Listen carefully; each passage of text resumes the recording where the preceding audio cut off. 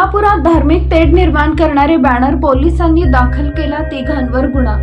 मार्कंडेय महामुनीच्या रथोत्सवानिमित्त विनापरवाना आणि धार्मिक तेढ निर्माण करणाऱ्या मजकुराचा बॅनर लावल्याप्रकरणी जेल रोड पोलिसांनी प्रिंटरसह तिघांविरुद्ध बुधवारी पहाटे गुन्हा दाखल केलाय। श्री जीएफएक्सचे प्रोप्रायटर शुभम कडदास राहणार विजयनगर कुंभारी रोड सोलापूर, अंबादास गोरंटला राहणार सोलापूर आणि कॉन्ट्रॅक्टर जावेद मंडपचे मालक अशी आरोपितांची नावे आहेत। त्यांनी 19 ऑगस्ट रोजी दत्तनगरातील दाजी गणपती मंदिरासमोर विनापरवाना रस्त्यालगत अंदाजे 10 बाय 20 लांबीच्या रुंदीचे डिजिटल बॅनर लावून जो हिंदुत्वाचा वारसदार तोच शहर मध्यचा आमदार अशा प्रक्षोभक मजकुराचा बॅनर छापून विनापरवाना लावल्याचा आढळल्याने शिपाई विशाल सूर्यकांत चव्हाण यांनी जेल रोड पोलीस ठाण्यात फिर्याद दिली आहे।